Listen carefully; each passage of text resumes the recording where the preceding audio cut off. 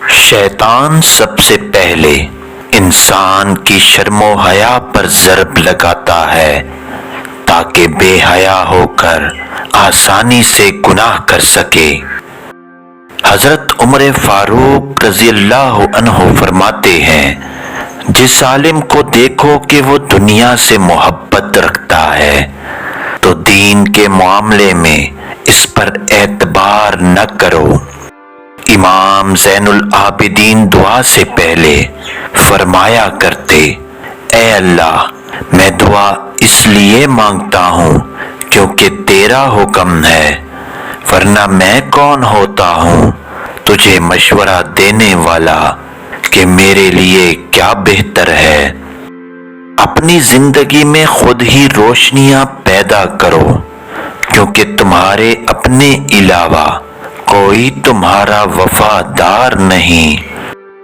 انسان بزدل اتنا ہے کہ خوابوں میں بھی ڈر جاتا ہے، اور بے خوف اتنا کہ جاگتے میں بھی رب سے نہیں ڈرتا۔ امام حسین علیہ السلام کا فرمان ہے، جب تمہاری زندگی میں دو ایسے راستے آ جائیں کہ ظالم تمہیں گردن اٹھانے نہ دے اور دین تمہیں گردن جھکانے نہ دے، تو تیسرا راستہ گردن کٹانے کا راستہ ہے۔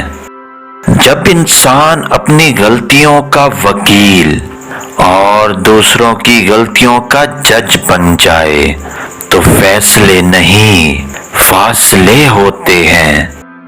جنہوں نے اچھی باتوں پر عمل کرنا ہوتا ہے وہ بحث نہیں کرتے، اور جاہلوں کو اچھی بات کہو تو وہ آپ کے دشمن بن جاتے ہیں۔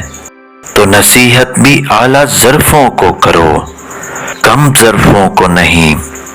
اچھے لوگ ہیروں کی طرح ہوتے ہیں، انہیں ٹھوکر مارو گے تو وہ ٹوٹیں گے نہیں، لیکن پھسل کر تمہاری زندگی سے دور چلے جائیں گے۔ انسان کی تمام پریشانیاں دو باتوں کی وجہ سے ہیں، تقدیر سے زیادہ چاہتا ہے اور وقت سے پہلے۔ خود کا دوسروں کے ساتھ مقابلہ کرنا چھوڑ دیں۔ سورج ہو یا چاند اپنے اپنے وقت پر روشنی دیتے ہیں۔ پرانے لوگ سمجھدار تھے، تعلقات سنبھالتے تھے، پھر لوگ پریکٹیکل ہو گئے، تعلق سے فائدہ نکالنے لگے، اور اب لوگ پروفیشنل ہو گئے ہیں، فائدہ ہو تو تعلق رکھتے ہیں۔ ابن العربی نے فرمایا، سہنے والوں کو اگر صبر آ جائے تو کہنے والوں کی اوقات دو کوڑی کی رہ جاتی ہے۔ مولانا رومی فرماتے ہیں، اپنی آواز کو بلند نہ کرو، دانائی کو بلند کرو، کیونکہ پھول بادل کے گرجنے سے نہیں برسنے سے اگتے ہیں۔ صلح کے وقت پرانی باتیں مت دہراؤ، ورنہ صلح نہیں جنگ ہوگی۔